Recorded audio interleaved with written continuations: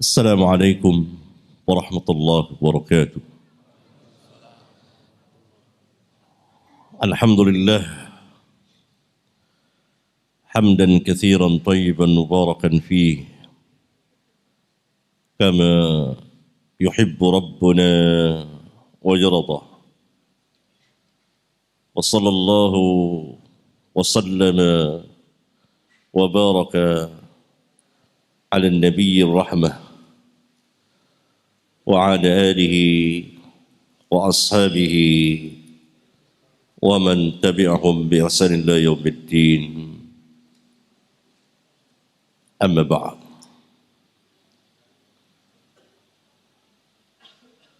قال الله جل ذكره في كتابه العظيم: وعد الله الذين آمنوا منكم وعملوا الصالحات ليستخلفنهم في الأرض كما استخلف الذين من قبلهم وليمكنن لهم دينهم الذي ارتضى لهم وليبدلنهم من بعد خوفهم أمنا يعبدونني لا يشركون بي شيئا ومن كفر بعد ذلك فأولئك هم الفاسقون. Allah Subhanahu wa ta'ala berfirman di dalam kitabnya yang sangat agung, yang di dalamnya penuh dengan hidayah dan nur cahaya. Allah telah berjanji, yakni Allah menjanjikan, dan janji Allah pastilah benar adanya. Allah tidak akan pernah menyalahi janjinya. Wa'adallahu alladhina amanu minkum wa 'amilus shalihat. Allah telah menjanjikan kepada orang-orang yang beriman di antara kamu dan beramal salih, la yastakhlifannahum fil ard, sungguh Allah akan menjadikan mereka pemimpin di muka bumi, yakni khulafaul ard. Allah Subhanahu wa ta'ala akan menjadikan umat ini khalifah, pemimpin di muka bumi. La yastakhlifannahum fil ard kama istakhlafa alladhina min qablihim. Sebagaimana Allah telah menjadikan orang-orang yang sebelum mereka, sebelum umat ini, sebagai pemimpin-pemimpin di muka bumi. Wala yumakkinanna lahum dinahum alladhi irtada lahum, dan Allah akan teguhkan, kokohkan bagi mereka agama mereka yang Allah telah redai untuk mereka. Wala yubaddilannahum min ba'di khawfihim amna, dan sungguh Allah akan mengganti rasa takut dengan rasa aman. Keadaan mereka, ya'budunani la yusyrikuna bi syai'a, mereka beribadah kepadaku, yakni mentauhidkanku, dan tidak mensyirikatkanku, menyekutukanku dengan sesuatu apapun juga, sedikit pun juga, tidak. Keadaan mereka ya'budunani la yusyrikuna bi syai'a. Ya'budunani la yusyrikuna bi syai'a. Mereka beribadah kepadaku, yakni mentauhidkanku di dalam beribadah kepadaku. La yusyrikuna bi syai'a. Mereka tidak menyekutukanku dengan sesuatu pun juga, sedikit pun juga. Wa man kafara ba'da dzalika, barang siapa yang kufur nikmat. Kufur di sini adalah kufur nikmat, bukan kufur dalam arti keluar dari Islam. Kufur nikmat, yakni ketika Allah Subhanahu wa taala telah memberikan nikmat yang besar kepada mereka, telah menjadikan mereka sebagai khulafaul ard, pemimpin-pemimpin di muka bumi. Allah kokohkan, kuatkan, teguhkan agama mereka, dan Allah ganti rasa takut yang ada pada mereka dengan rasa aman. Mereka tidak bersyukur atas nikmat Allah, mereka kufuri nikmat Allah. Faulaika humul fasiqun, maka mereka itulah orang-orang yang fasik. Ayat yang mulia ini terdapat di dalam Al-Quran surat An-Nur ayat 55, menjelaskan kepada kita cara beragama yang baik dan janji Allah kepada mereka. Apakah Allah telah menunaikan janjinya?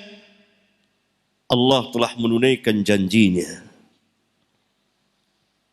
Al-Hafidh Ibnu Katsir di dalam tafsirnya, yakni dalam tafsir ayat yang mulia ini, dalam menafsirkan ayat yang mulia ini mengatakan, yang maknanya, hadza wa'dun minallahi li rasulihi. Ini merupakan janji dari Allah kepada Rasulnya, bahwa Allah akan menjadikan umat beliau sebagai khulafaul ard, pemimpin-pemimpin di muka bumi, ai a'immatun nas, yang memimpin manusia di permukaan bumi, yang dengan sebab mereka maslahatlah negeri-negeri, baiklah negeri-negeri itu, menjadi baiklah negeri-negeri itu, dan tunduklah kepada mereka manusia. Wa qad fa'alahu tabaraka wa ta'ala, dan Allah telah menunaikan janjinya. فَإِنَّهُ لَمْ يَمُتْ حَتَّى فَتَحَ اللَّهُ عَلَيْهِ, karena beliau tidak mati sampai Allah memberikan kepada beliau kemenangan-kemenangan yang sangat banyak sekali. Kemenangan kota Makkah pada tahun ke-8 Hijriyah, kemenangan kota Khaybar pada tahun ke-7 Hijriyah, dan kemenangan Bahrain dan seluruh Jaziratul Arab dan daerah Yaman dan sekitarnya telah diberikan, telah Allah tunaikan janjinya kepada hambanya dan Rasulnya yang mulia. Ini merupakan janji Allah, dan Allah telah menunaikannya. Oleh karena itu, beliau sallallahu alaihi wasallam tidak wafat sampai Allah memberikan kepada beliau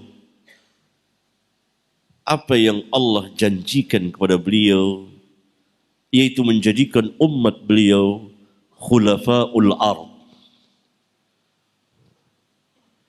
Karena ketinggian keimanan mereka, dan mereka beramal saleh, dan mereka mentauhidkan Allah Azza wa Jal, dan mereka tidak mensyirikatkan Allah. Mereka beriman dengan keimanan yang benar, dan mereka mentauhidkan Allah, yakni masyarakat para sahabat adalah masyarakat muwahhidin. Mereka tidak mengerjakan kesyirikan. Mereka mentauhidkan Allah dengan sebenar-benarnya. Ini cara beragama yang baik.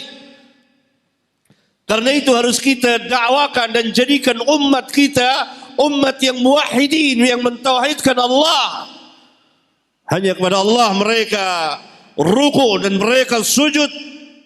Hanya kepada Allah mereka meminta, hanya kepada Allah mereka takut, hanya kepada Allah mereka bertawakal, hanya kepada Allah mereka berharap, dan seterusnya. Masyarakat yang benar-benar muwahhidin. Karena itu dakwah tauhid adalah dakwah yang sangat agung dan sangat besar, yang dibawa oleh seluruh para nabi dan rasul, yang ditutup dan diakhiri dengan kenabian Nabi kita yang mulia alaihimus salatu wassalam. Salawat dan salam Allah tercurah kepada seluruh para nabi dan rasul. Semua dakwah mereka tauhidullah.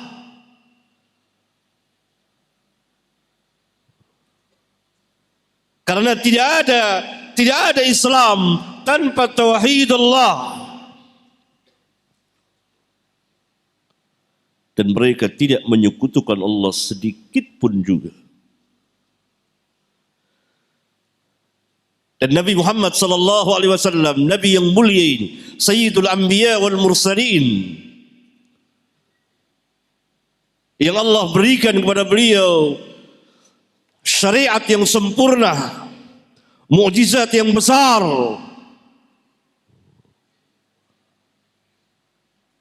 Beliau mendakwakan tauhid, mengajarkan kepada umat manusia. Dan apa yang harus dijauhi oleh manusia dari berbagai macam kesyirikan, dan dididiklah, ditarbiyahlah para sahabat, dibersihkanlah mereka dari segala kekotoran kesyirikan.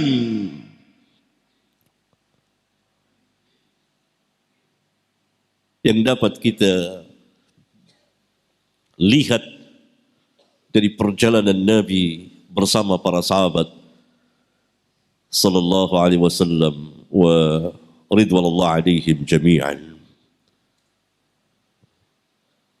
Di hadis-hadis yang begitu banyak,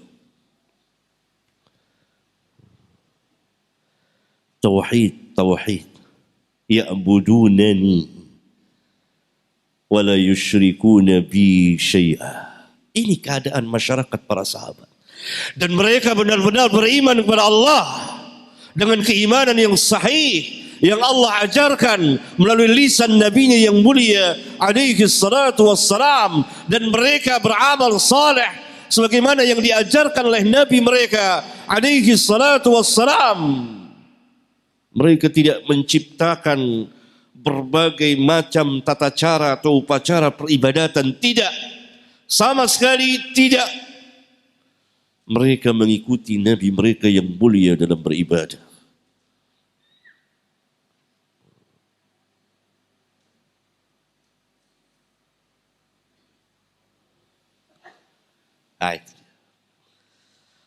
Maka Allah tunaikan janjinya kepada mereka. Allah subhanahu wa ta'ala tunaikan janjinya kepada mereka.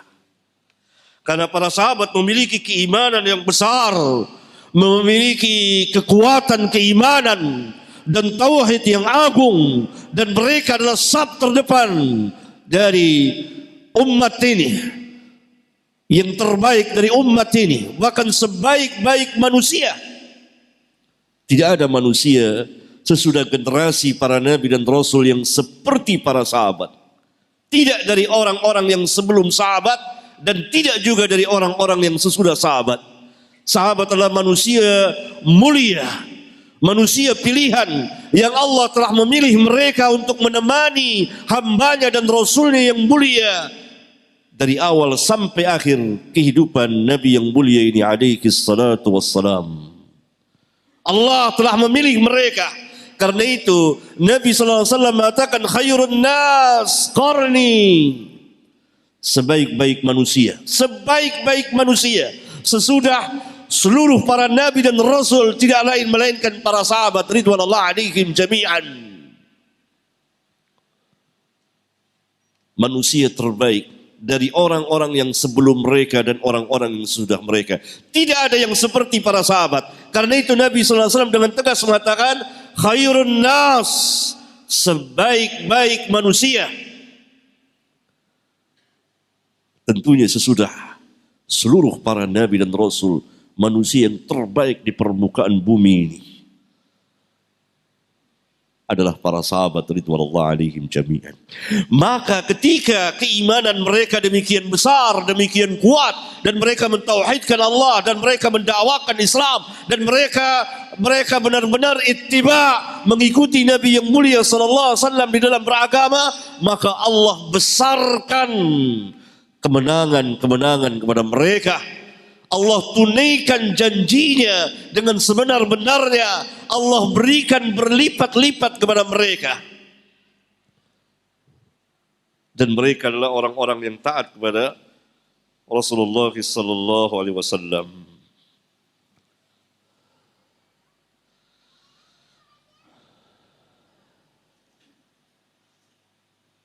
Oleh karena itu Al-Hafidh Ibn Katsir dalam menafsirkan ayat yang mulia ini, setelah Allah Subhanahu wa taala tunaikan janjinya kepada Rasulullah sallallahu alaihi wasallam, Allah berikan segala sesuatu kepada beliau. Beliau tidak wafat, tidak mati, kecuali Allah telah berikan kepada beliau dan kepada para sahabat kemenangan-kemenangan yang menunjukkan akan kebenaran dan keagungan Islam. Tersebarlah dakwah Islam sampai beliau wafat pada tahun 11 Hijriyah. Maka manusia masuk ke dalam masa yang kita kenal dengan masa atau zaman sahabat. Dari tahun 11 Hijriyah sampai tahun 111 Hijriyah. Kalau kita hitung dari wafatnya Nabi yang mulia sallallahu alaihi wasallam, berarti masa sahabat itu, zaman sahabat itu selama 1 abad. Tapi kalau kita menghitung dari sejak diutusnya Rasulullah sallallahu alaihi wasallam, maka zaman sahabat itu, pertama mereka hidup bersama Nabi sallallahu alaihi wasallam, khairun nas qarni, sebaik-baik manusia yang hidup di zamanku.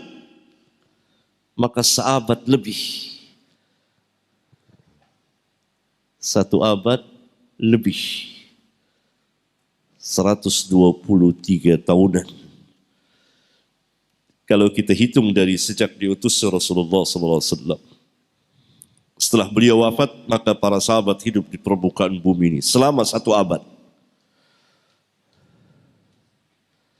Dan kaum muhajirin dan ansar telah ijma' mengangkat Abu Bakar As-Siddiq, As-Siddiqul Akbar radhiyallahu ta'ala anhu sebagai khalifah pengganti Rasulullah sallallahu alaihi wasallam. Ijma' al-muhajirin wal-ansar. Maka dalam pemerintahannya yang sangat singkat. Dalam masa 2 tahun, meluaslah kekuasaan Islam. Pertama, menguasai negeri Persia, Majusi, secara keseluruhan atau sebagiannya. Mereka telah menguasai sebagian dari daerah Persia yang memiliki kekuatan besar. Di bawah pimpinan Khalid bin Walid radhiyallahu taala anhu. Ini yang pertama. Yang kedua,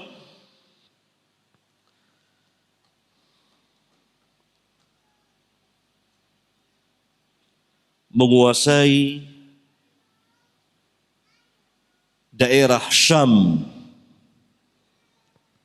sebagian daerah Syam. Daerah Syam itu meliputi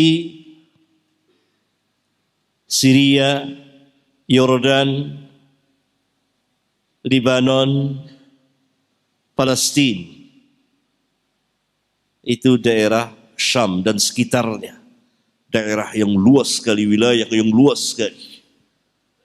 Di bawah pimpinan Abu Ubaidah bin Jarrah bersama para umara yang lain.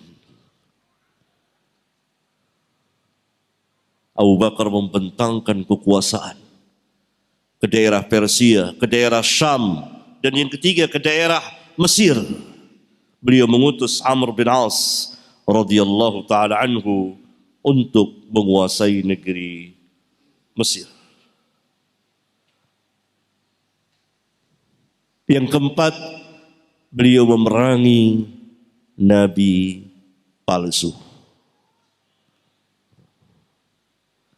dan lain-lain. Kemudian beliau wafat. Dan Allah Subhanahu wa taala telah memberikan ilham kepada beliau untuk menunjuk Umar bin Al-Khattab sebagai penggantinya. Maka Umar menjadi khalifah sesudah Abu Bakar As-Siddiq radhiyallahu anhuma selama 10 tahun. Maka meluaslah kekuasaan Islam. Pada zamannya, pada zaman Umar, maka hancurlah dinasti Kisra Majusi.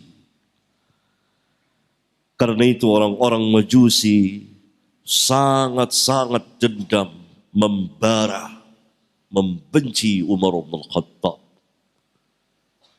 Sampai mereka sepakat dengan Yahudi membuat agama atas nama Islam, yaitu Rafidah Syiah.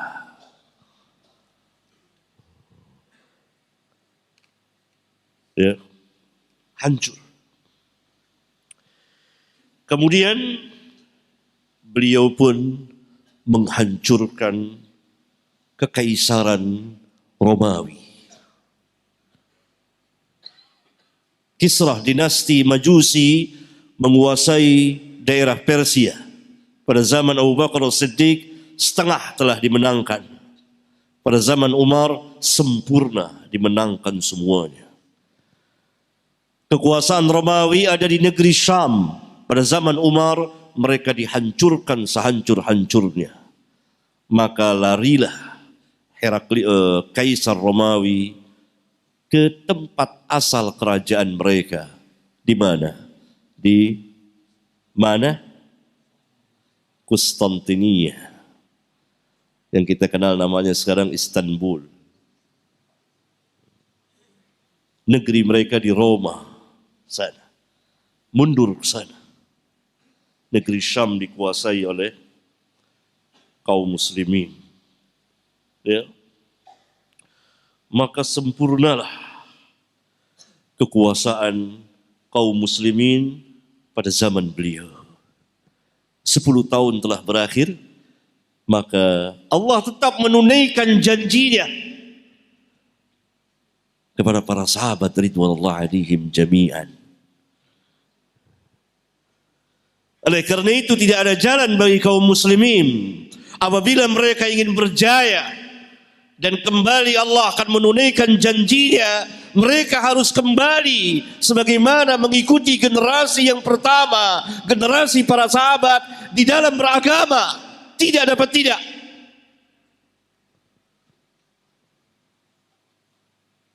Kalau tidak, generasi yang mana yang mereka contoh? Siapa yang mereka akan contoh? Siapa yang mempunyai sejarah yang gilang gemilang?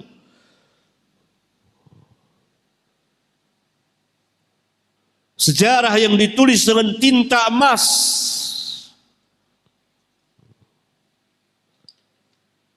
Belum pernah ada generasi umat manusia sepanjang sepanjang perjalanan umat manusia yang demikian singkat, dalam waktu sesingkat-singkatnya, hanya beberapa puluh tahun, hanya 30 tahun saja menguasai dunia. 30 tahun menguasai dunia.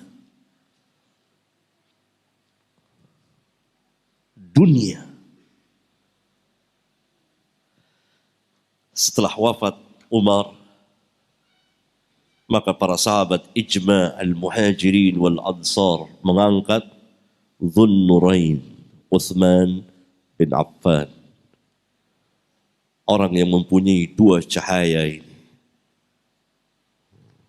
khalifah yang ketiga, memerintah selama kurang lebih 12 tahun.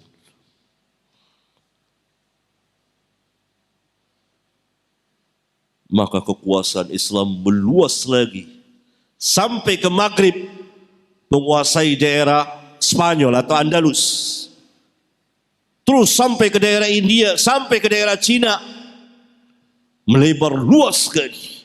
Allah tunaikan lagi janjinya. Para sahabat menyebarkan Islam, menegakkan tauhid di permukaan bumi. Tidak ada sahabat yang meminta-minta kepada orang yang telah mati. Tidak ada sahabat yang meminta kepada syaitan, para syaitan, para jin. Tidak ada. Tidak ada sahabat yang sujud kepada kuburan. Tidak ada sahabat yang meminta-minta kepada orang yang telah mati bersimpu di kuburan, meminta kepada Allah dengan perantara orang-orang yang telah mati. Tidak. Tidak pernah. Padahal di hadapan mata mereka hanya beberapa langkah saja ada kubur termulia di permukaan bumi. Kubur siapa? Kubur Nabi yang mulia sallallahu alaihi wasallam. Hanya beberapa langkah saja. Tidak sulit mereka datangi, tidak perlu tur ziarah kubur, enggak perlu. Tapi mereka tidak pernah bersimpuh di kubur Nabi, meminta kepada Allah dengan perantara Nabi yang telah wafat. Tidak. Karena ini menafikan, meniadakan tauhid. Rabbul Alamin berfirman, "Ud'uni astajib lakum." Wa qala rabbukum, berfirman Rabb kamu, kata Allah. Wa qala rabbukum ud'uni astajib lakum, mintalah kepadaku, pasti akan aku ijabahkan. Mereka seperti yang Allah katakan, ya'budunani la yusyrikuna bi syai'a. Masyarakat kita ini harus masyarakat muwahhidin. Ini yang pertama. Ini cara beragama yang baik. Selama 12 tahun pemerintahan Uthman bin Affan, Islam tersebar luas. Sampai jauh ke Masyrik dan ke Maghrib. Ini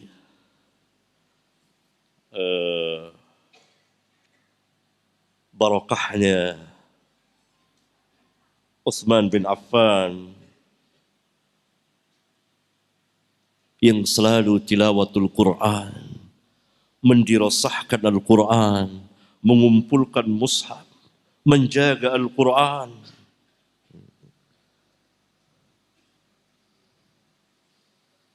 Bahkan dicatat dalam sejarah dan terbuktilah apa yang Nabi sallallahu alaihi wasallam sabdakan yang dicatat oleh Al-Imam Al-Bukhari dan Muslim dan para imam ahlul hadis lainnya, bahwa Nabi sallallahu alaihi wasallam mengabarkan nanti akan ada umatku mengarungi lautan lepas, menerjang ombak. Mereka duduk di bahtera, di kapal-kapal laut mereka, seperti para raja yang duduk di singgasana mereka. Mereka berperang di jalan Allah. Kapan terjadinya itu? Terjadinya pada tahun ke-28 Hijriyah. Pada masa pemerintahan Utsman. Utsman memerintahkan Muawiyah bin Abi Sufyan untuk menjadi panglima perang dalam armada laut pertama dalam Islam untuk memerangi bangsa Romawi di Konstantinia. Luar biasa, luar biasa. Terbukti apa yang Nabi SAW sabdakan.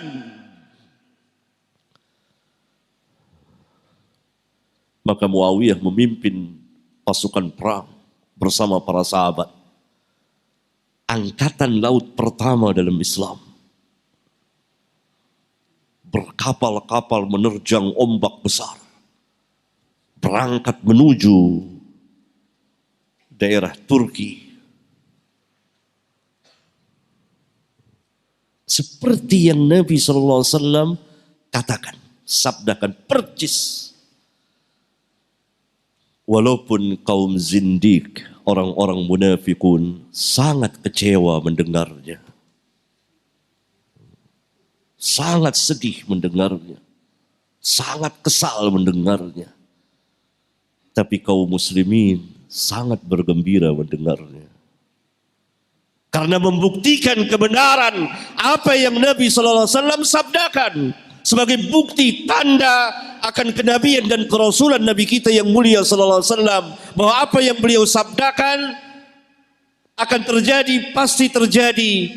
Dan telah terjadi. Dan akan terjadi atau sedang terjadi. Semuanya adalah benar. Wa ma yantiqu 'anil hawa in huwa illa wahyu yuha, kata Allah. Sadaqallah, benarlah Allah yang berfirman kepada kita bahwa beliau, yakni Nabi, tidak berbicara dengan hawa nafsunya, melainkan wahyu yang diwahyukan kepada beliau.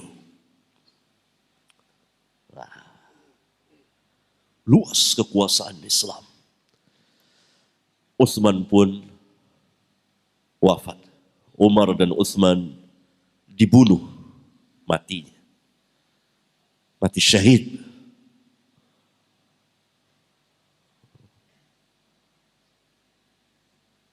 Umar dibunuh oleh orang Majusi.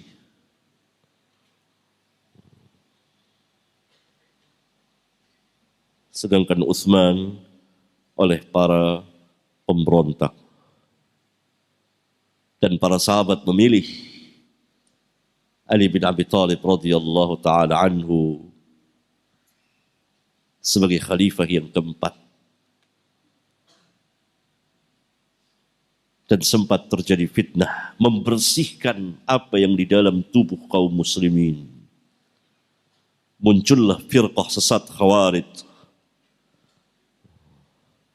Jadi kalau ketiga orang khalifah meluaskan Islam, luas, menghancurkan orang-orang kufar, mendakwakan Islam, Ali bin Abi Thalib radhiyallahu taala anhu secara khusus membersihkan kekotoran yang di dalam.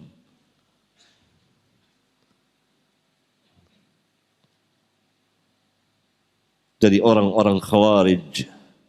Adapun perselisihan di antara para sahabat itu masalah ijtihadiyah, ilmiah. Kita tidak ingin membicarakannya.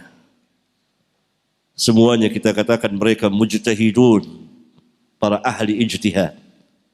Siapa yang benar dapat 2 pahala, yang salah dapat 1 pahala.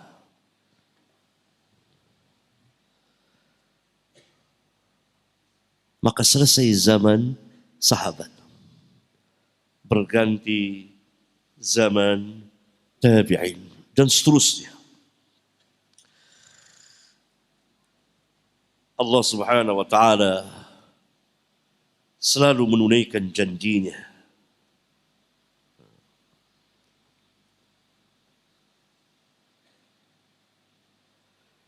Sehingga Al-Allamah Al-Syekh Abdul Rahman bin Nasir As-Sa'di rahimahullahu ta'ala dalam tafsirnya, dalam menafsirkan ayat ini mengatakan, fahadha min ayatillahil ajibah al-bahirah wa la yazalu al-amr ila qiyamis sa'ah mahma qamu bil iman wal amal salih fala budda ay yujada ma wa'adahumullah. Yang artinya ayat yang mulia ini tadi surat An-Nur ayat 55 merupakan ayat-ayat Allah yang ajib,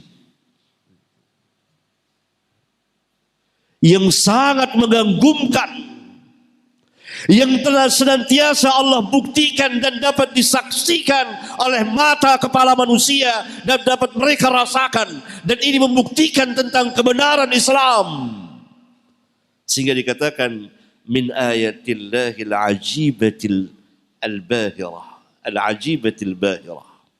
Senantiasa Allah akan menangkan umat ini sampai hari kiamat dengan syarat mahma qamu bil imani wal amal salih. Selama mereka tegak dengan keimanan dan amal saleh. Tegak dengan keimanan tentunya mentauhidkan Allah. Amal saleh tentunya amal saleh yang Allah redai. Amal saleh yang Nabi SAW ajarkan kepada mereka. Fala budda, maka tidak dapat tidak, ayyujada ma wa'adahumullah, pasti akan didapati apa yang Allah Subhanahu wa taala janjikan. Pasti. Orang-orang kufar dan munafikin, kata beliau, tidak akan sanggup menguasai seluruh kaum muslimin. Meskipun mereka menguasai sebagiannya atau dalam sebagian waktu, karena kekosongan keimanan, yakni kekurangan keimanan dan amal saleh dari kaum muslimin. Oleh karena itu memperbaikinya untuk mendapatkan janji Allah ini kembali kepada Alkitab dan Sunnah, mengikuti perjalanan para sahabat sebagai salafun salih, kembali kepada keimanan, kembali kepada tauhid.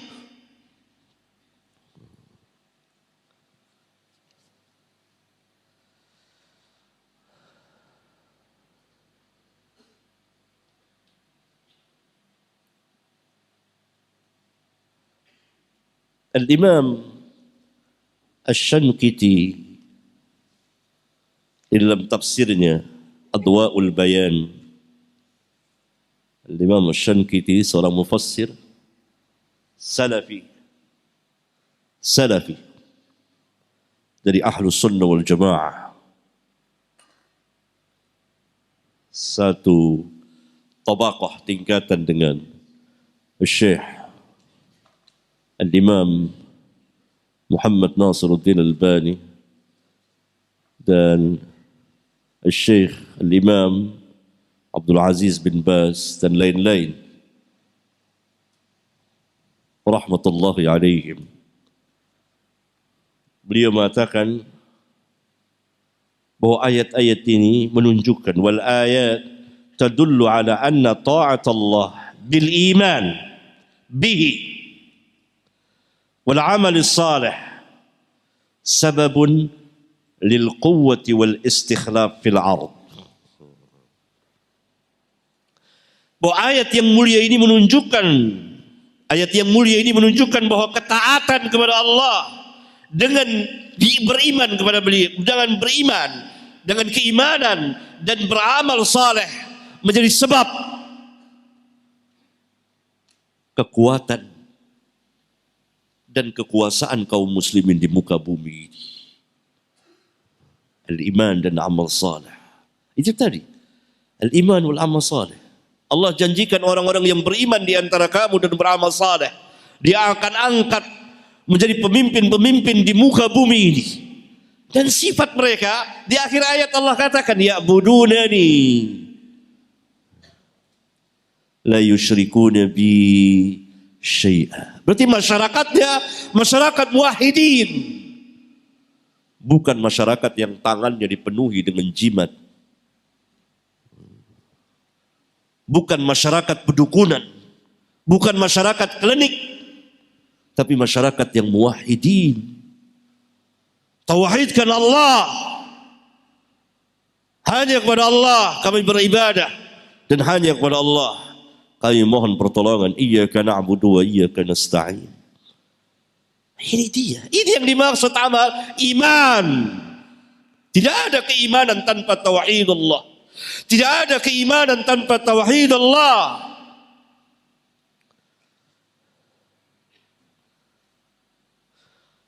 Kemudian Al-Imam Al-Qurtubi,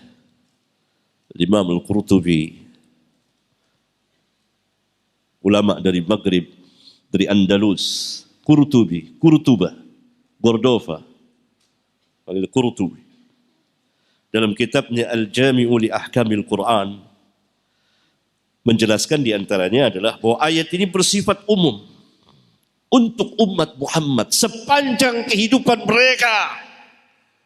Tidak dikhususkan untuk sahabat, untuk segolongan saja, tidak. Selama mereka tegak dengan keimanan dan amal taat. Begitu. Itu yang dimaksud. Karena ayat ini bersifat umum, maka tetap di dalam keumumannya. Tidak bisa ditaksis, dikecualikan, dikhususkan oleh siapapun juga. Maka dia untuk umat Muhammad sallallahu alaihi wasallam. Dengan syarat iman dan amal saleh. Iman yang dimaksud adalah mereka mentauhidkan Allah dan tidak mensyirikatkan Allah sedikit pun juga. Yang ditegak kalimat thayyibah, kalimat tauhid, kalimat taqwa, kalimat ikhlas, la ilaha illallah dengan sebenar-benarnya.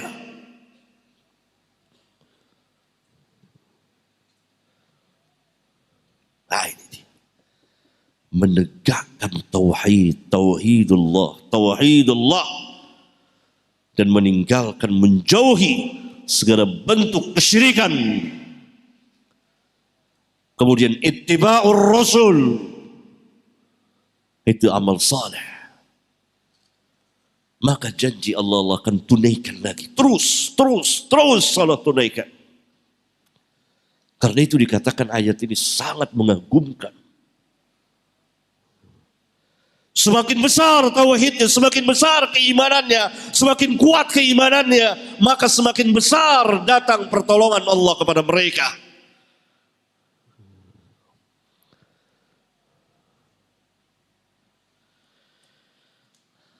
Nah, bagian akhir dari ayat yang mulia ini, wa man kafara ba'da dzalika fa ulaika humul fasiqun wal kafir billahi fasik ba'da hadzal in'am qablahu. Yakni kufur yang dimaksud di sini adalah wal muradu kufrun ni'mah. Yang dimaksud adalah kufrun ni'mah. Kufur nikmat. Kufur nikmat. Tidak bersyukur atas nikmat Allah. Senantiasa kita bersyukur atas nikmat yang Allah berikan kepada kita.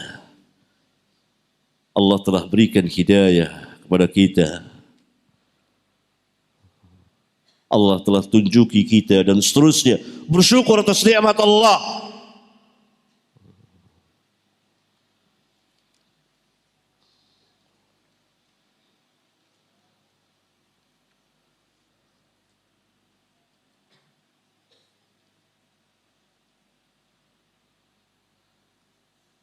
dan Rasulullah sallallahu alaihi wasallam. Untuk itu Rasulullah sallallahu alaihi wasallam pernah bersabda, "Innallaha zawaliyal ard, fara'aitu masyariqaha wa magharibaha, wa sayablughu mulku ummati ma zuwiya li minha." Imam Muslim mencatat sebuah hadis. Rasulullah sallallahu alaihi wasallam bersabda, "Innallaha zawaliyal ard." Allah telah membentangkan bumi di hadapanku. Yakni beliau melihat, "Wa ra'aitu masyariqaha wa magharibaha." Aku lihat timur dan baratnya. Ini mukjizat beliau, kekuasaan Allah membentangkan bumi di hadapan beliau sehingga beliau melihat timur dan baratnya, dan beliau mengatakan, kekuasaan umatku akan sampai sejauh yang aku lihat ini. Dan terbukti Allah tunaikan janjinya. Saya akan lanjutkan pembahasan ini dari ayat yang lain lagi, tapi waktu tidak mengizinkan karena saya akan memberikan kesempatan kepada antum untuk bersoal jawab. Besok malam kita lanjutkan lagi masalah ini. Belum selesai. InsyaAllah ta'ala.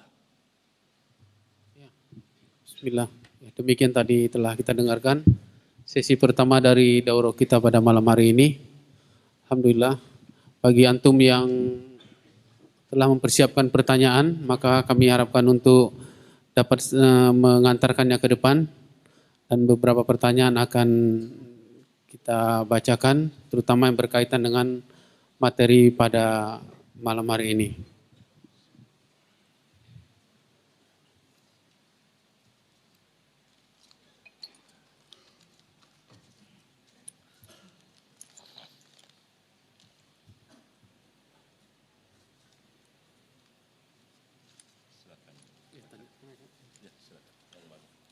Bismillah, kami bacakan saja yang telah masuk ke meja kami. Oke. Sambil antum mungkin bisa ini.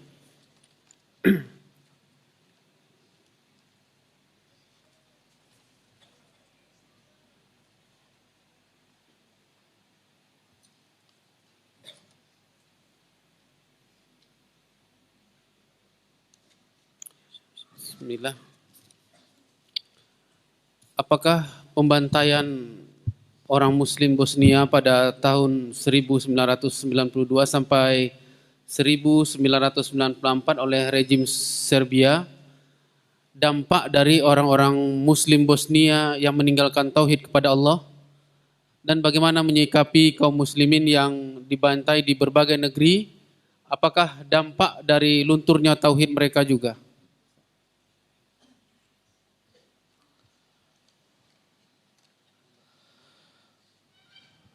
Sebagian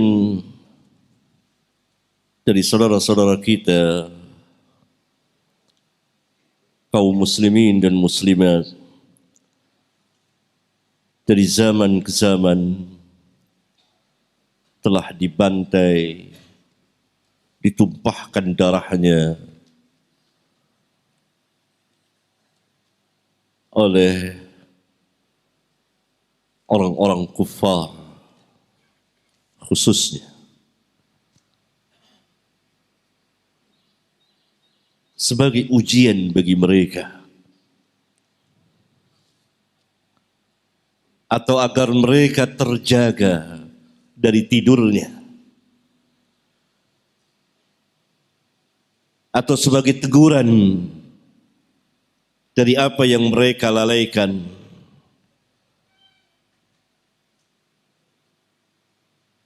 Dan semuanya terdapat hikmah yang dalam.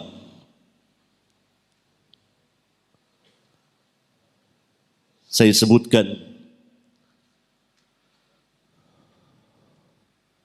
pembantaian kaum muslimin yang belum pernah terjadi dalam sejarah, kecuali setelah keluarnya munculnya Genghis Khan dari ujung negeri Cina.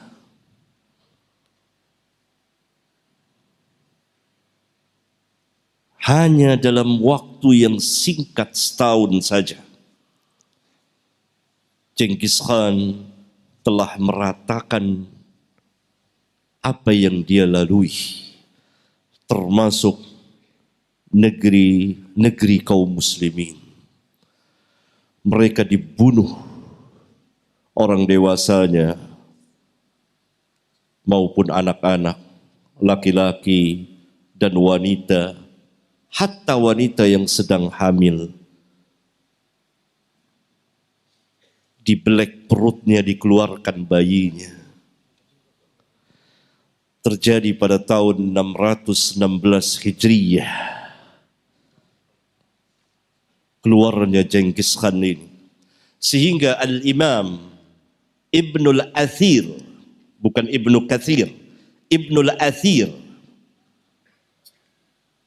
di kitab tarikhnya yang sangat terkenal, Al-Kamil Fit Tarikh, melukiskan kejadian ini dengan sangat mengharukan, yang membuat air mata berlinang dan hati bergetar. Kekejaman Genghis Khan meratakan negeri kaum muslimin, Samarkand, Bukhara, dan sebagian daerah Khurasan, hampir-hampir saja menguasai daerah Baghdad dan Syam atau Hijaz. Genghis Khan, salah satu Fir'aun yang muncul pada zaman itu, hanya dalam waktu 1 tahun. Sehingga Imam Ibnul Athir mengatakan belum pernah terjadi sejarah umat manusia seperti ini sejak zaman Adam. Kebengisan Genghis Khan luar biasa.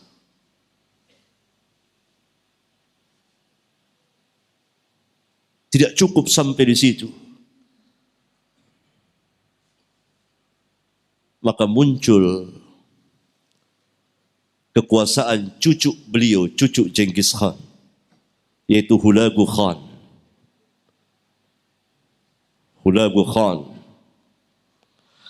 yang mengadakan pembantaian besar-besaran kepada kaum muslimin di kota Baghdad dan menghinakan khalifah kaum muslimin Al-Musta'sim Billah, dan membunuhi para ulama dan para pejabat kaum muslimin, para umara.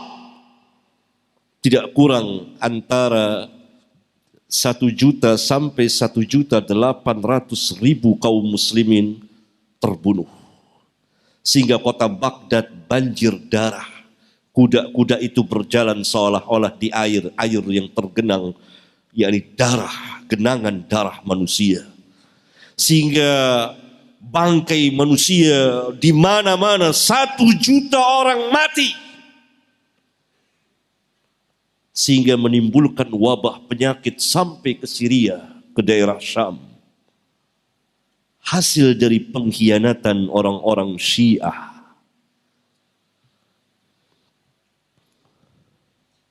Dibantai. Sebelumnya dalam perang salib pertama, kaum muslimin pun dibantai. Pasukan salib menguasai Palestina, habis kaum muslimin. Dan begitulah.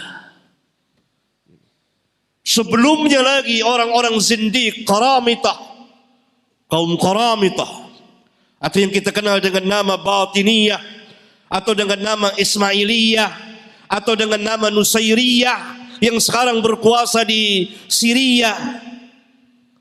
Bashar Asad ini dari kaum Qaramitah, dari kaum Batiniyah, dari kaum Ismailiyah atau Nusairiyah. Kafir, kaum zindiq. Kakeknya dahulu membantai kaum muslimin, mengambil Hajar Aswad dari kota Mekah, memindahkan ke negeri mereka sampai beberapa puluh tahun, sampai 20 tahun lebih, membunuhi kaum muslimin, mencegat jamaah haji, dilarang orang menunaikan ibadah haji, dibunuh ini kaum Qarabithah, dan cucunya sekarang pada hari ini, detik ini melakukan perbuatan itu di Syria, membantai kaum muslimin. Ribuan, puluhan ribu kaum muslimin dibantai. Terus dari zaman ke zaman, sampai pada masa yang ditanyakan di Bosnia dan lain-lain tempat. Sebagai ujian bagi kaum muslimin. Dan Allah memberikan ganjaran besar kepada mereka. Orang-orang yang terzalimi, mazlum. Dan semoga mereka mati syahid. Dan sebagai pelajaran yang berharga kepada kaum muslimin. Agar mereka kembali kepada agama mereka. Barangkali itu sebagai ibrah. Fa'tabiru ya ulil absar. Ambillah pelajaran wahai orang-orang yang mempunyai pandangan. Terus. Bismillah. Bagaimana pendapat Ustaz tentang bahwasannya umat ini dengan tauhid, maka umat ini akan tauhid. Kenapa maksudnya? Pandangan Ustaz nanti. Ya, bagaimana tentang umat ini bersatu, mereka bertauhidkan Allah, tetapi mereka terpecah belah karena masalah fikih.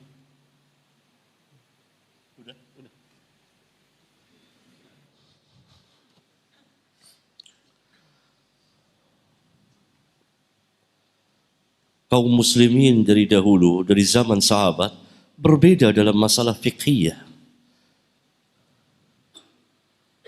Bahkan dalam masalah cabang dari akidah pun berbeda, ijtihadiyah, tapi tidak memecah belah mereka. Tidak ada yang membuat pecah belah kaum muslimin kecuali orang-orang yang jahil, orang-orang yang mengikuti hawanya, orang-orang yang asabiyah, yang tetap berpegang kepada kebatilan. Para sahabat juga berbeda dalam ijtihad. Para tabi'in juga, apalagi para imam yang 4. Pecah belahkah mereka? Tidak.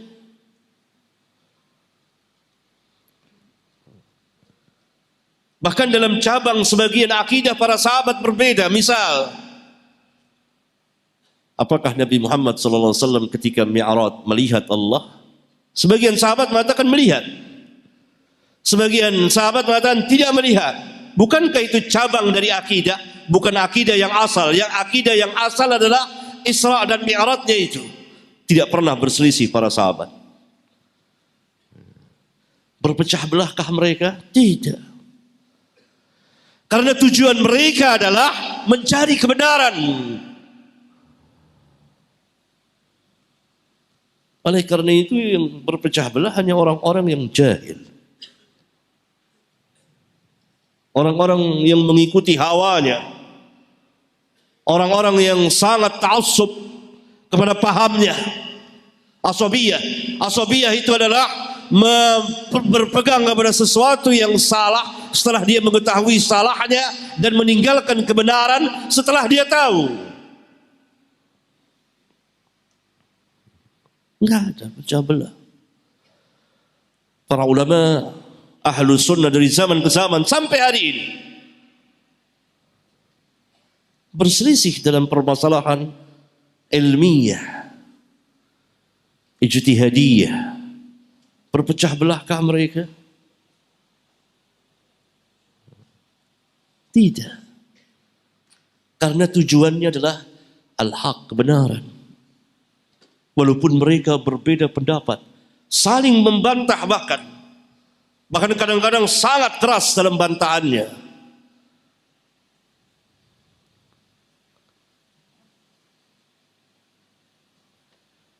Tapi hati mereka dipenuhi oleh kasih sayang. Sangat dewasanya, sangat lapang hatinya. Tidak sesak hatinya ketika orang berbeda dengannya. Saya ambil contoh ulama dan imam Ahlus Sunnah pada abad ini. di mana perselisihan mereka sangat-sangat keras melalui kitab keduanya, melalui majelis keduanya, saling serang satu dengan yang lain secara ilmiah. Siapa mereka? Antara Syekh Al-Albani dengan Syekh At-Tuwaijiri.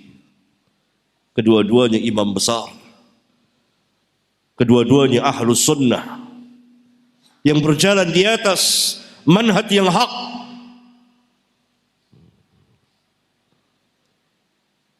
Berbeda dalam sebagian masalah fikhiyah, misalnya ijtihadiyah. Saling serang di antara keduanya. Di kitab-kitabnya polemik begitu ramai, ma'ruf bagi ahli ilmu dan para pelajar, antara Syekh Albani dengan Syekh Tuwaijiri. Semoga Allah merahmati keduanya dan memasukkan keduanya ke dalam Jannatul Firdaus. Bahkan di majelis-majelisnya saling serang satu dengan yang lain. Qadar Allah. Apa yang terjadi? Orang yang menyaksikan langsung menceritakan. Satu saat Syekh Albani berkunjung ke Riyadh untuk bertemu dengan Syekh Abdul Aziz bin Baz. Ziarah. Maka tersebarlah berita bahwa Syekh Albani akan menziarahi Syekh bin Baz. Maka datanglah Syekh Albani ke tempat Syekh bin Baz. Maka ketika keduanya sedang beramah tamah, duduk, ini Syekh bin Baz, ini Syekh Albani sebelah kanannya. Tiba-tiba seseorang membisikkan Syekh bin Baz bahwa Syekh Tuwaijiri akan datang. Kata Syekh bin Baz, Masya Allah Syekh Tuwaijiri akan datang. Orang yang melihat tentu deg-degan. Apa yang akan terjadi kalau keduanya bertemu muka? Kita menyaksikan, kita duduk di majelis Syekh Albani menyerang Syekh Tuwaijiri. Kita duduk di majelis Syekh Tuwaijiri menyerang Syekh Albani. Dan kita baca kitab keduanya saling serang satu dengan yang lain. Dalam berbagai macam permasalahan ilmiah dan amaliyah. Luar biasa, ma'ruf. Apa yang akan terjadi kalau keduanya bertemu ini? Orang yang hadir ingin tahu apa yang akan terjadi.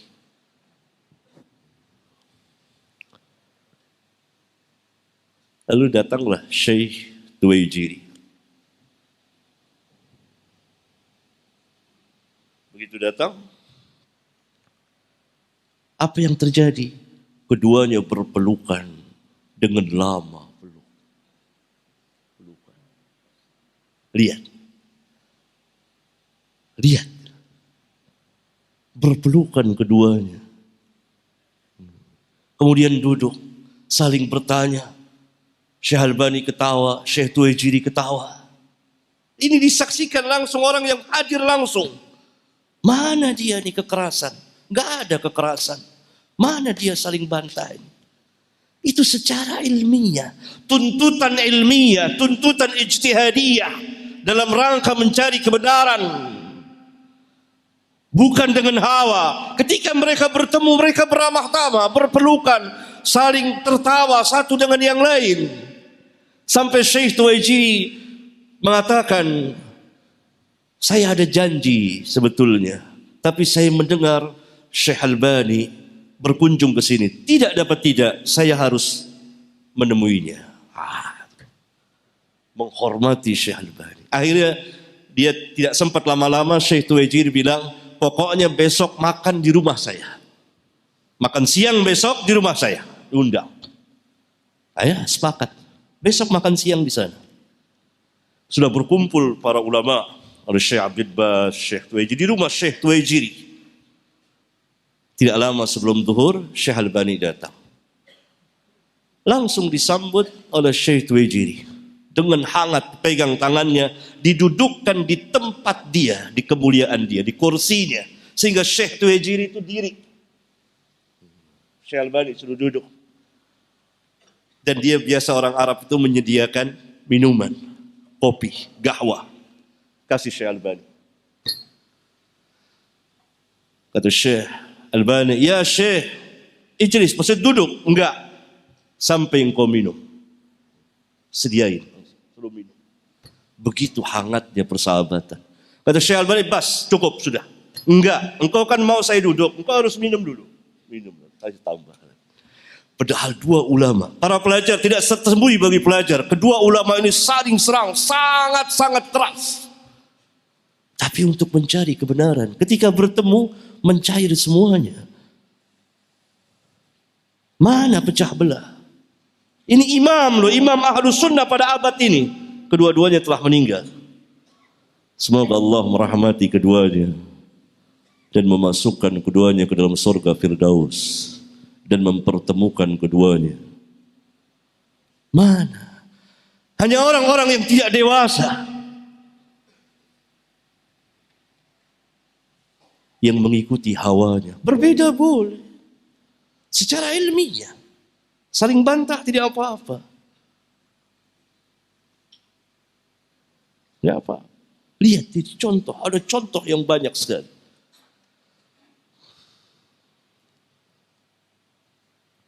Kata Syekh Tuwaijiri, ketika diberitahukan bahwa ada orang mencela Syekh Albani, kata Syekh Tuwaijiri, Syekh Albani itu adalah bendera Ahlus Sunnah pada abad ini.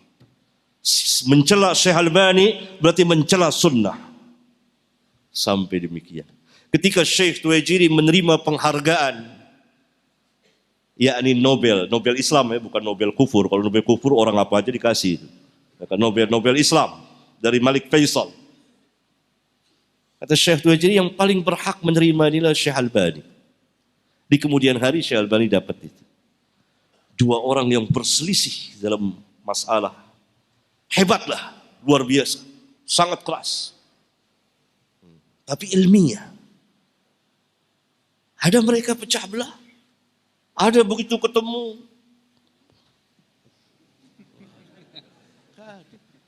Sampai yang meriwayatkan ini terkejut. Ya ini mereka apa nih kalau kedua ini bertemu bagaimana ini?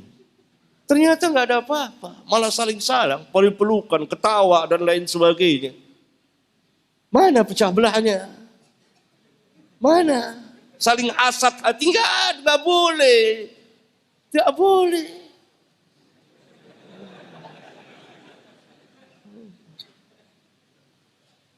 Saling tuduh, enggak boleh. Berbeda enggak boleh. Bantah dengan ilmu dengan ilmu dengan ilmu. Ketemu biasa lagi, hati lapang, saling mendoakan. Ini contoh yang baik yang dicontohkan oleh kedua imam loh. Bukan sekedar ustadz nih, imam Ahlus Sunnah pada abad ini. Syekh Albani dan Syekh Tuwaijiri masing-masing mempunyai karya yang cukup banyak. Luar biasa. Siapa yang tidak mengenal Syekh Albani dan Syekh Tuwaijiri? Dua imam besar Ahlus Sunnah wal Jamaah berselisih, saling bantah satu dengan yang lain dengan sangat-sangat keras di kitab-kitab mereka, di majelis-majelis mereka. Tapi tidak pecah belah. Saling memuji, saling memuliakan. Saling berterima kasih atas bantahannya. Itu dia. Begitu hendaknya kita belajar dari mereka, mencoba membersihkan hati-hati kita. Barangkali terus. Sebagian orang berpendapat bahwasannya tantangan dan keadaan sekarang tidak sama dengan masa-masa terdahulu. Sekarang musuh-musuh Islam lebih kuat daripada musuh-musuh Islam zaman dahulu. Gimana?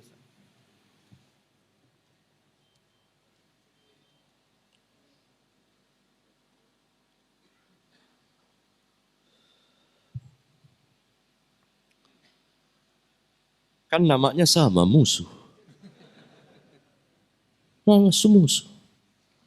Bagaimana kita bisa mengukur yang dulu tidak seberat? Bagaimana caranya? Coba caranya, metodenya bagaimana? Ada satu ketentuannya?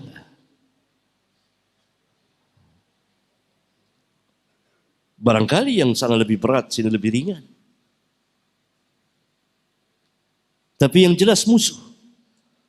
Mungkin masing-masing mempunyai kelebihan dalam kejahatan.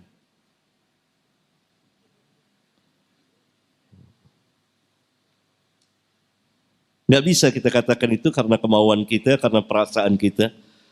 Ini masalah yang sangat luas sekali. Iya, terus. Apa pandangan Ustaz tentang, ini ada 3 pertanyaan tapi berkaitan, kami satukan saja, tentang bahwasanya ada sebagian dari kaum muslimin yang ingin menegakkan daulah Islamiyah, terutama di negara kita, negara Indonesia ini. Negara Indonesia, Malaysia, Pakistan, Brunei, Bangladesh, adalah negara-negara Islam.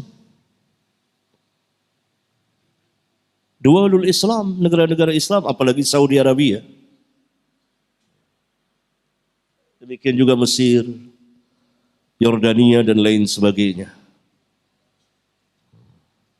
Negara Islam. Bagaimana mau menegakkan negara Islam di dalam negara Islam? Ini menunjukkan mereka tidak tahu mana yang negara Islam, mana yang bukan negara Islam. Ini negara Islam. Kalau bukan negara Islam, tidak mungkin kita bisa azan berkumandang saling saut menyaut di ribuan puluhan ribu masjid. Ada berapa ribu masjid di Batam ini? Belum di pulau-pulau, belum di kota-kota lain, di seluruh Nusantara. Dari Sabang sampai Merauke. Bebas. Sekencang-kencangnya meneriakkan lafaz-lafaz tauhid. Azan. Syiar Islam terbesar. Mungkinkah itu kita kumandangkan secara terang-terangan di negara Eropa dan Amerika? Jawabnya mustahil. Nggak boleh corong itu keluar. Hanya di dalam ruangan masjid, tidak boleh pakai pengeras suara. Al-Imam Al-Bukhari di kitab sahihnya, di kitab sahihnya memberikan judul bab sangat menarik sekali, bahwa dengan azan terjagalah darah. Maksudnya azan itu sebagai bukti berkumandangnya azan saling saut menyaut sebagai bukti bahwa negeri itu negeri Islam. Syiar-syiar Islam yang kubra, yang besar ada di negeri-negeri Indonesia dan lain sebagainya. Apa di antaranya lagi? Salatul jamaah, salatul aidain, salat 2 hari raya di tanah lapang. Bahkan udhiyah, penyembelihan hewan korban terang-terangan di hadapan mata-mata manusia. Bisa kita lakukan di negara-negara kufar, di Eropa dan di Amerika? Nggak bisa. Kita menyembelih kambing, sapi. Bismillahirrahmanirrahim. Mengucur darah itu. Di tanah lapang bahkan. Disaksikan oleh puluhan bahkan ratusan kaum muslim, bahkan mereka di berbagai macam tempat. Ini syiar Islam terbesar. Mampu antum melakukannya di negara Eropa dan Amerika? Nggak boleh, karena memang mereka bukan negara Islam. Pemimpinnya kaum muslimin dan lain sebagainya. Ini daulah Islamiyah dengan berbagai atau sebagian kekurangan yang ada pada mereka. Perlu ad-da'wah ilallah. Ad-da'wah ilallah. Mengajarkan mereka tentang Islam. Dengan cara yang baik.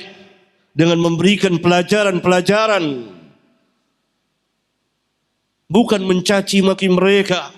bukan mengeluarkan mereka dari keislaman mereka, bukan mengadakan perusakan di negeri yang kita cintai ini. Tidak, bukan itu dakwah, bukan itu dakwah Islam. Oleh karena itu ini tidak muncul kecuali dari orang-orang yang jahil, yang hanya bermodalkan semangat, semangat, dan semangat, tapi tanpa ilmu. Terus. Bismillah. Bagaimanakah bila kita dihadapkan untuk memilih pemimpin di suatu daerah, pemimpin non-muslim yang menjalankan tugasnya dengan baik, sedangkan pemimpin dari kaum muslimin tetapi kurang amanah. Sedangkan di wilayah tersebut banyak kaum muslimin yang lebih yakin dengan pemimpin dari non-muslim. Jazakallah atas penjelasannya, Ustaz. Tidak boleh kaum muslimin memilih yang bukan muslim. Jelas nas Al-Quran. Tidak boleh. Tidak boleh. Nas Al-Quran. Ini ada 4 pertanyaan masalah Suriah, tapi kita satukan saja. Yang pertama, apakah sudah datang kewajiban kita untuk berjihad di Suriah? Dan yang kedua, ada sebagian ulama yang mengumumkan bahwasannya kaum muslimin diwajibkan untuk berjihad ke sana, di antaranya adalah Syekh Al-Qardawi, Syekh Muhammad Uraifi, Syekh Usama Rifai dan segala macam. Dan apakah tindakan kita sebagai kaum muslimin di Indonesia mengenai menyikapi tentang masalah Suriah ini? Saya mau tanya, jihad itu apakah terbatas dengan diri senjata saja atau ada luas? Luas. Jihad dengan apa saja? Jihad dengan harta. Jihad dengan lisan. Jihad dengan diri. Perang. Kalau itu perlu izin dari pemerintah kita. Untuk berangkat ramai-ramai ke sana, dapat izin dari pemerintah. Kalau pemerintah tidak mengizinkan, jangan. Ada banyak jalan jihad dan kita pun tidak tahu medan di sana. Membantu mereka dengan uang untuk mereka beli senjata sana. Sebagaimana sebagian negeri kaum muslimin mengirim uang untuk beli senjata. Dengan lisan bagi para penguasa muslim berbicara di PBB, ini adalah pelanggaran hak asasi manusia terbesar, pembantaian secara besar-besar. Itu jihad dengan lisan. Berjuang itu jihad semuanya. Maka yang difatwakan oleh Qardawi dan kawan-kawannya bahwa memang harus perang itu tidak tepat juga. Ada kalanya itu, ada kalanya dengan lisan, ada kalanya dengan harta. Bagi kita yang ada di sini, masyarakat kaum muslimin Indonesia tidak bisa berangkat ke sana beramai-ramai untuk perang tanpa seizin pemerintah. Harus mendapat izin dari pemerintah, dari kepala negara.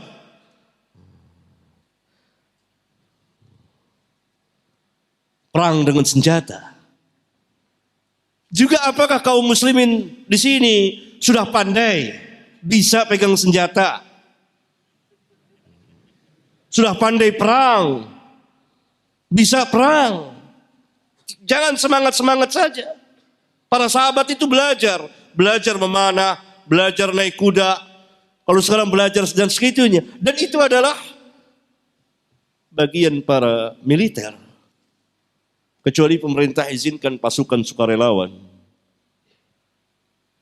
Membantu mengirim dana dan lain sebagainya.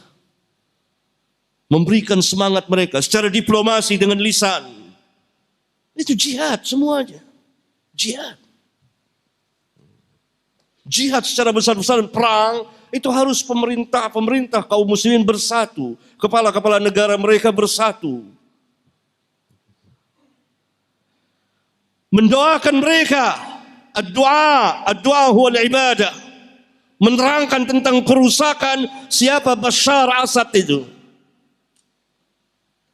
Orang yang kafir ini, kafir asli, yang berpura-pura Islam. Dia bukan Islam, tidak salat, dan dia Tuhannya bukan Allah Subhanahu. Dia mengaku demikian. Bukan Allah Subhanahu wa taala. Dia mengatakan Tuhan yang lain, Tuhannya Ali. Mereka menuhankan Ali.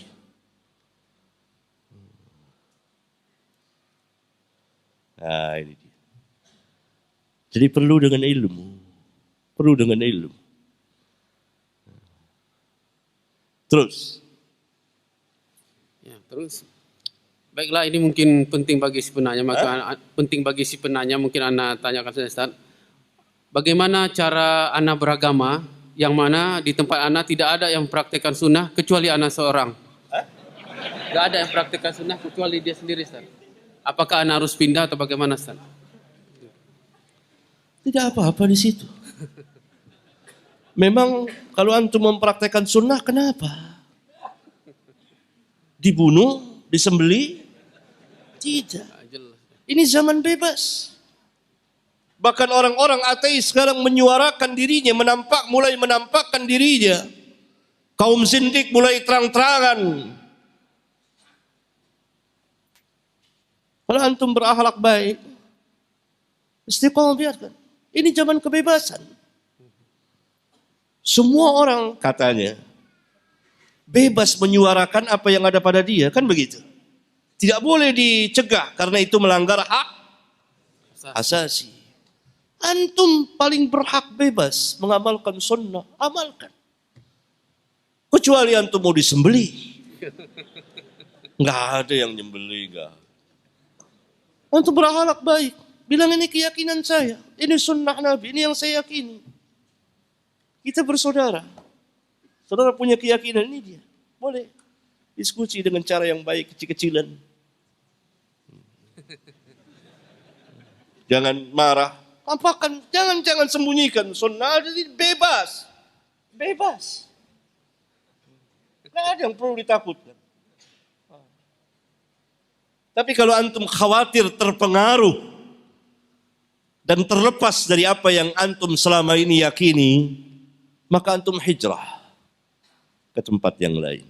Tapi kalau antum tidak khawatirkan itu, bahkan antum berharap bisa mengajak sebagian kaum muslimin, maka antum tetap di situ.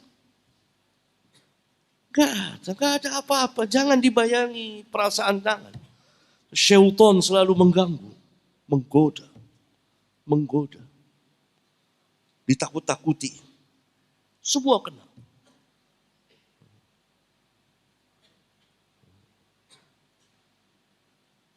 Kalau antum bisa lalui ini, insya Allah tenang.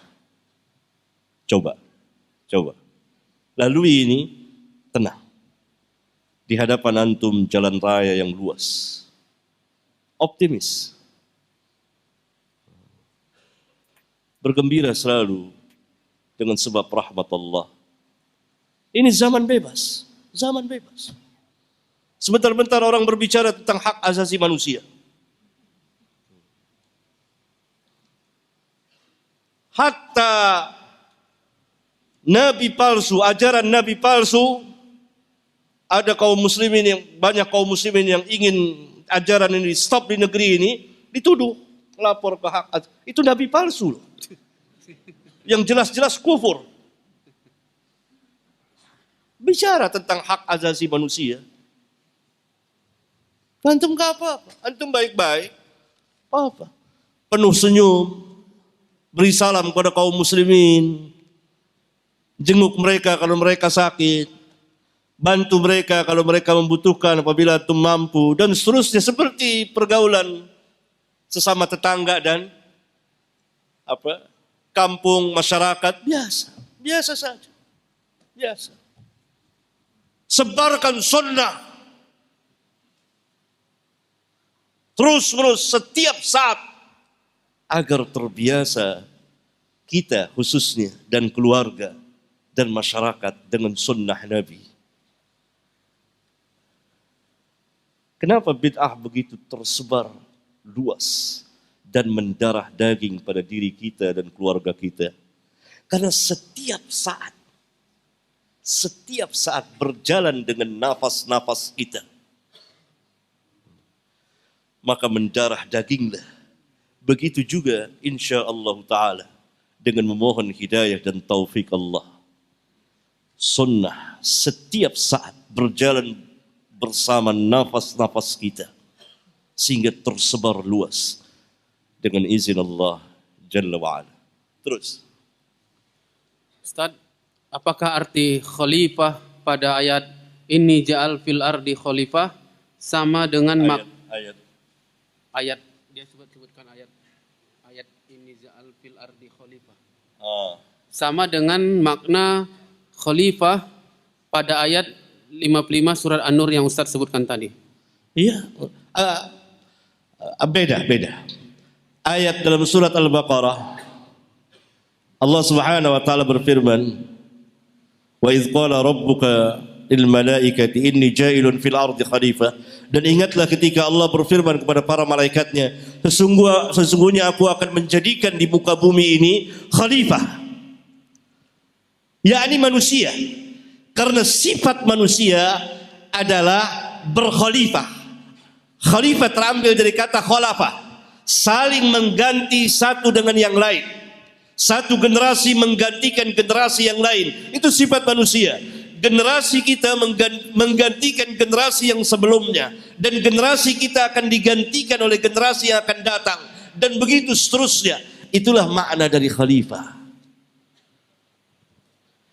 Oleh karena itu tidak benar perkataan bahwa manusia adalah khalifah Allah di muka bumi. Sama sekali tidak benar. Karena tidak ada yang akan menggantikan Allah.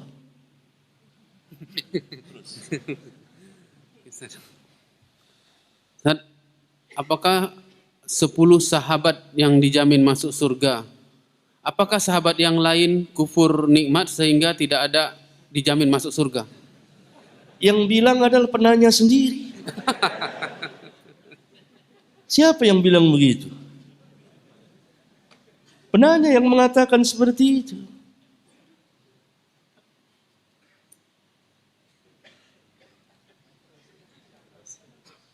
Mengapa penanya bisa mengatakan seperti itu? Kenapa tidak berhusnudzon dan tidak tahu ayat-ayat Al-Quran yang menjanjikan para sahabat? Adakah para sahabat yang kufur nikmat? Enggak ada. Kita yang kufur nikmat.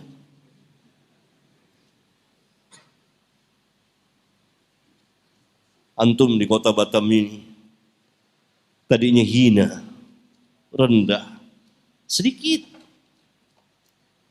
Ngaji juga di emperan masjid. Enggak ada. Sekarang antum memiliki sesuatu. Dulu enggak punya radio ini. Sekarang punya radio ini. Masjid, sekolah, jumlah yang banyak sekali. Apa ini bukan nikmat besar? Nikmat besar yang wajib bagi antum kaum muslimin di Batam bersyukur atas nikmat ini. Wajib. Jangan antum kufur nikmat. Nikmat yang luar biasa yang Allah berikan ini. Memiliki segala sesuatunya. Yang tidak ada di kota lain. Atau antum menyamai kota lain. Bahkan di Jakarta pun tidak seperti ini. Luar biasa. Bukan nikmat Allah ini, nikmat Allah yang sangat besar. Wajib disyukuri. Syukur dengan apa? Dengan hati, lisan dan perbuatan. Dengan hati mengakui ini nikmat Allah. Pemberian Allah yang sangat besar. Dengan lisan memuji-muji Allah, menceritakan nikmatnya. Karena tahadduts bi ni'matillah, karena menceritakan nikmat-nikmat Allah, termasuk bersyukur kepada Allah. Dengan perbuatan mengerjakan apa yang Allah perintahkan. Ini contohnya. Para sahabat Allah telah memberikan nikmat yang besar. Mereka tidak kufur nikmat. Hati-hati penanya mengeluarkan pertanyaan yang kurang adab, kurang ajar kepada orang-orang mulia. Apa mungkin Nabi SAW mengatakan, apa mungkin para sahabat kufur nikmat ketika Nabi SAW mengatakan khairun nas, ketika Allah mengatakan radhiyallahu anhum, ketika Nabi SAW mengatakan la tasubbu ashabi, jangan kamu caci maki para sahabatku. Seluruh para sahabat dijanjikan surga. Wahai penanya, dijanjikan surga seluruh para sahabat. Hanya tidak disebut namanya satu persatu. Tidak. Ada sebagian yang disebut namanya, yang termulia tertinggi di antara mereka, 10 orang yang dijamin masuk surga langsung di masa hidupnya.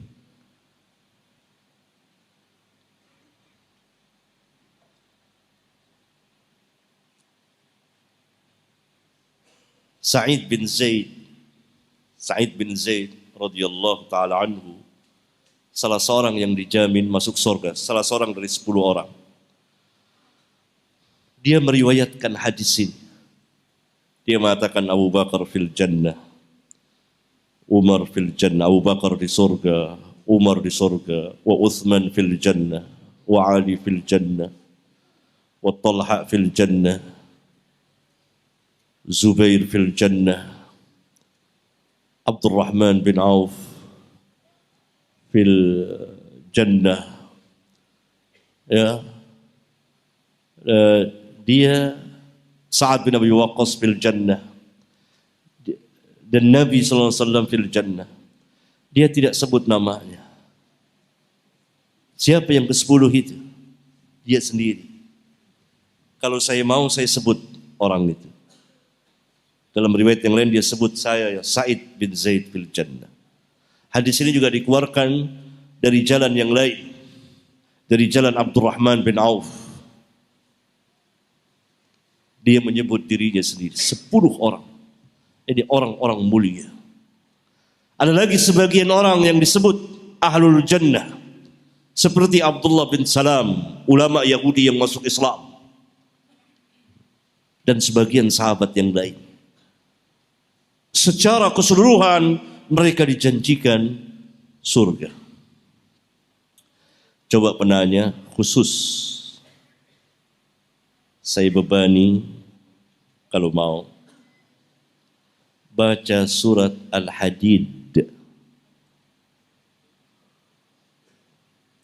Di sebagian ayatnya Rabbul Alamin terangkan seluruh para sahabat dijanjikan surga.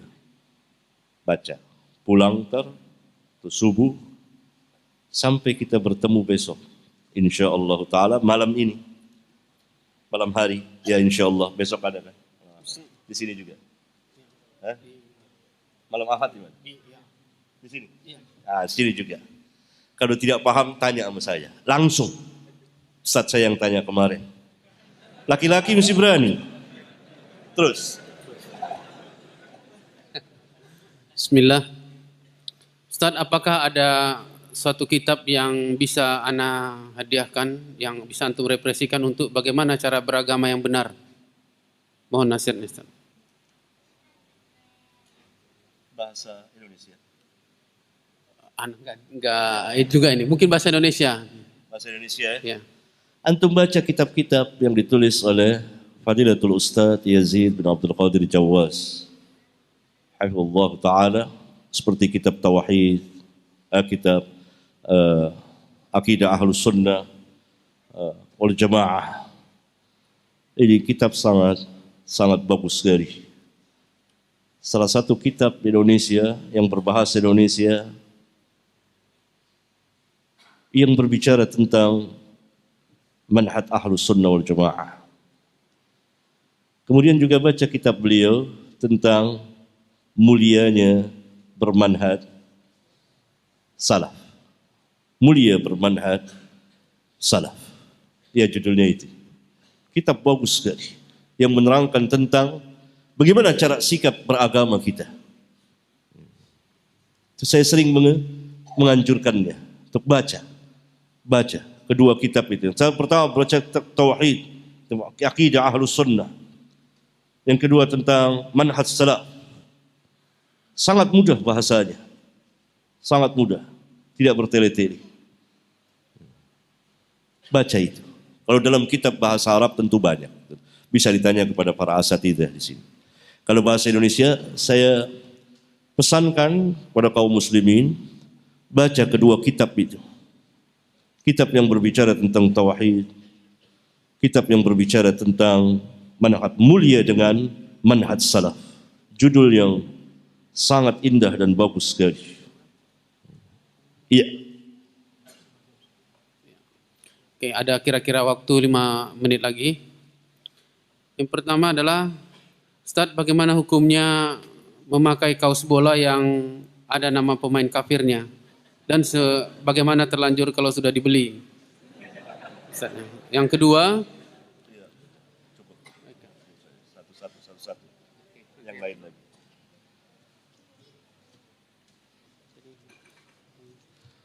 Tidak patut bagi kaum muslimin memakai kaos seolah-olah supporter dari orang-orang kufar yang mereka telah melakukan kekufuran yang sangat besar kepada Rabbul Alamin. Apa antum mau menjadi idolanya, mengidolakannya? Mereka telah melakukan dosa yang sangat besar kepada Rabbul Alamin. Antum mengidolakannya dengan memajang gambar mereka. Jangan.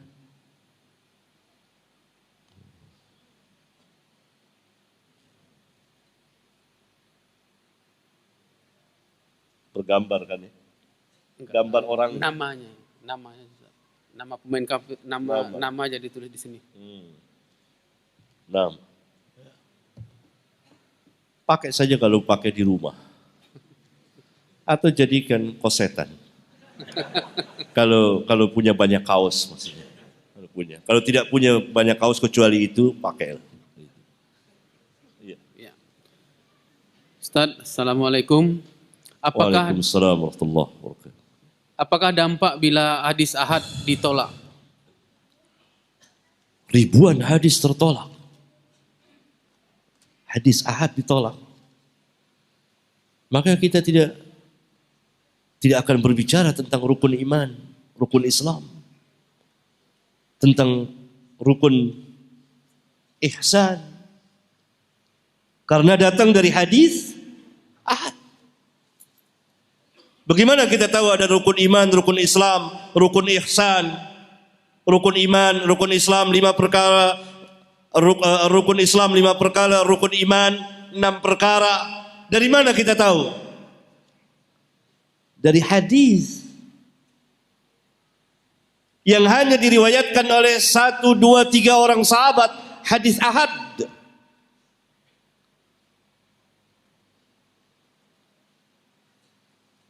Demikian juga tentang perdukunan, klinik, jimat-jimat dan lain sebagainya. Dipenuhi oleh hadis ahad. Akibatnya begitu banyak hadis dan hukum dan permasalahan akan tertolak. Pertama. Yang kedua, bahwa hadis Nabi yang mulia sallallahu alaihi wasallam dalam sebuah hadis itu keluar sejumlah permasalahan, baik yang berkaitan dengan akidah maupun hukum. Dalam sebuah hadis kadang-kadang keluar dari sejumlah hadis itu puluhan faedah, puluhan pelajaran yang berkaitan dengan akidah, yang berkaitan dengan hukum, yang berkaitan dengan adab dan lain sebagainya. Apa kita akan pilah-pilah, potong-potong, penggal-penggal hadis itu? Ini merupakan kejahilan. Al-Quran telah menjelaskan sejelas-jelasnya bahwa kabar dari seseorang yang benar, yang thiqah diterima untuk apa saja. Dan para sahabat menerima kabar dari orang per orang sahabat untuk akidah, untuk hukum, untuk adab dan lain sebagainya. Tapi mereka yang menolak ini, Mu'tazilah gaya baru ini, tidak istiqomah dengan apa yang mereka katakan. Hadis ahad tidak boleh untuk hukum. Tapi ustadz-ustadz mereka ngajar seorang diri. Ngajar akidah lagi. Harusnya beramai-ramai. Jadi kalau antum ketemu ustadz mereka sedang sendirian belajar akidah, katakan, Ustadz saya tidak bisa menerima dari antum. Karena khobar antum khobar ahad. Antum harus duduk beramai-ramai sebanyak kurang lebih 5 sampai 10 orang ke atas. Kalau mau bicara akidah. Paham? Terus. Ini dari Ahwat ya sebagian. Dari Ahwat Ustaz. Dari Ahwat sekarang. Dari Ahwat. Ada beberapa pertanyaan. Yang pertama adalah Ustadz, mohon kira-kira tanggapannya tentang adakah ketentuan di dalam agama kita tentang membawa anak-anak ke masjid ataupun dalam kajian ilmu, karena terkadang merepotkan dan terkadang dipertimbangkan tentang mendidik mereka untuk ke masjid ataupun ke majelis ilmu. Apakah ada ketentuan di dalam agama kita tentang hal tersebut? Sebaiknya saya bahas pada pendidikan anak dalam Islam nanti. Ya. Terus. Kan saya akan memberikan muhadarah insyaallah taala dengan judul Tarbiyatul Aulad, pendidikan anak dalam Islam, hari Ahad insyaallah taala. Saat itu insyaallah taala apabila memungkinkan akan saya bahas. Kalau tidak memungkinkan atau lupa atau waktu tidak cukup, maka penanya bisa telepon langsung saya. Saya janji akan menjawabnya. Terus. Ustaz, apa hukumnya bila istri akrab dengan ipar dan terkadang mengobrol? Pertanyaan kurang bagus. Tidak boleh, tidak boleh. Nas hadis jelas sekali. Kata Nabi SAW ini kematian, yakni kebinasaan. Karena biasa dengan ipar itu kan bebas. Ini berbahaya. Berbahaya. Terus. Bolehkah seorang ahwat memakai baju atau pakaian yang ada bordiran di ujung pakaian, misalnya di lengannya? Apakah tidak termasuk tabarruj?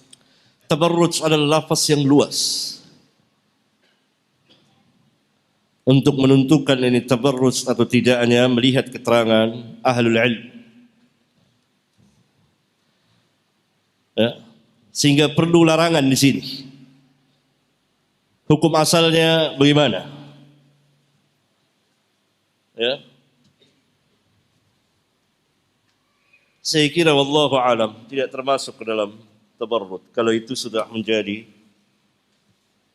kebiasaan atau uruf yang berlangsung pada kaum muslimat di negeri kita ini. Karena masing-masing mempunyai uruf. Uruf yang dimaksud adalah bukan uruf jahiliyah. Bukan nanti dikatakan kebiasaan wanita Indonesia misalnya buka jilbab, bukan itu.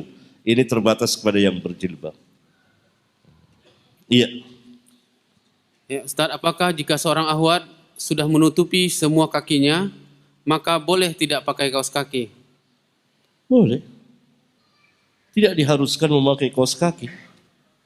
Yang diharuskan adalah menutup tubuh dari atas sampai ke mata kaki, melewati mata kaki. Enggak ada dalil untuk mewajibkan memakai kaos kaki. Ya, ini keharusan. Enggak ada.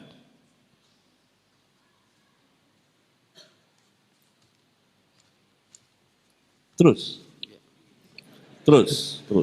Ya, ini ada tinggal 2 pertanyaan lagi, alhamdulillah, yang lainnya berkaitan. Iya, memang pas hampir 1 Alhamdulillah. jam saya ngisi, hampir 1 jam kita menjanjikan dari awal. Terus. Ustaz, pertama, apakah yang dimaksud dengan bid'ah hasanah di dalam Islam?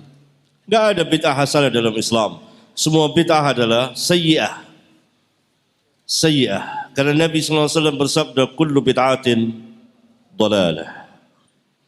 InsyaAllah para asatidzah kita di sini yang akan meluaskan. Terus.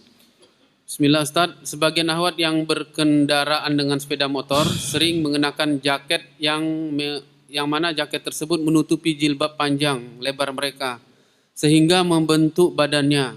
Mereka beralasan agar jilbabnya tidak terbang dan tertiup angin ketika di jalan. Apakah hal ini dibenarkan dan bagaimana solusinya Ustaz? Solusinya jangan pakai jaket. Barangkali itu. Nanti juga para asatidzah yang akan meluaskan di sini. Cukup? Cukup pas. Ya. Mudah-mudahan. Karena saya datang ke sini untuk dakwah pada antum. Biar saya bercapek-capek, enggak apa-apa. Subhanakallahumma wa bihamdika asyhadu an la ilaha illa anta astaghfiruka wa atubu ilaik. Assalamualaikum warahmatullahi wabarakatuh.